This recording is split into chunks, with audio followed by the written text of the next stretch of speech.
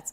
प्रहार संघटनेचे नेते माजी मंत्री बच्चू कडू शेतकऱ्यांच्या कर्जमाफीच्या प्रश्नावर आक्रमक झालेले आहेत। आज बच्चू कडू यांच्या प्रहार संघटनेच्या वतीने राज्यभर चक्काजाम आंदोलन करण्यात येणार आहे। यापूर्वी बच्चू कडू यांनी अन्नत्याग आंदोलन आणि त्यानंतर पदयात्रा काढलेली होती।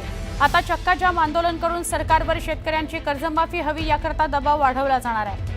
बच्चू कडू यांच्या या आंदोलनाला मनसेसह राज्यातील इतर संघटनांनी सुद्धा पाठिंबा दिलेला आहे। बच्चू कडू यांनी आपल्या सगळ्यांना माहिती अन्नत्याग आंदोलनाला ते बसलेले होते। त्याच्या पाठोपाठ त्यांनी राज्यभरात दौरा काढला आणि त्यानंतर आता ते आज दिवसभर चक्काजाम आंदोलनाची हाक देत आहेत। शेतकऱ्यांना कर्जमाफी मिळावी यासह अन्न मागण्यांसाठी बच्चू कडू आज राज्यभर चक्काजाम आंदोलन करणार आहेत आणि आता थोड्या वेळानंतरच काही वेळानंतर बच्चू कडू यांचं राज्यभर आंदोलन सुरू होत आहे। बच्चू कडू हे अमरावती जिल्ह्यातील परतवाडा, अचलपूर आणि अमरावती या 3 ठिकाणी आंदोलन करणार आहे। थोड्याच वेळात बच्चू कडू हे आंदोलन करून निघणार आहे। बच्चू माझ्यासोबत। बच्चू, मला सांगा, तुम्ही आंदोलनाचा इशारा दिलेला आहे, यापूर्वी देखील अन्नत्याग आंदोलन केलं, त्यानंतर पदयात्रा केली, परत तुम्हाला चक्काजाम आंदोलन करायची गरज का वाटली आणि सरकारने जे आश्वासन दिलं ते पाळलेलं नाही का? सरकार फक्त भूलथापा देत आहे। मीटिंग झाली पण कारवाई काही होत नाही। मी आजही बावनकुळे साहेबांना मेसेज केला तर तुम्ही जे मीटिंग घेतली त्याचं इतिवृत्त तरी द्या। इतिवृत्त तयार नाही आहे। ज्या मंत्र्यांना निर्देश दिले त्या मंत्र्यांनी कुठलंही काम केलं नाही।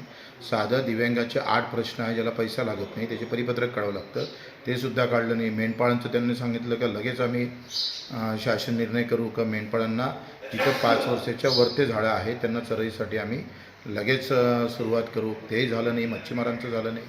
दुधाच्या बाबत ते कायदा आणणार होते, भेसळयुक्त दूध येऊ नये म्हणून। तुमचं शेतमजुरांचा वित्तमंडळ स्थापित करणार होते, त्याचंही काही झालं नाही।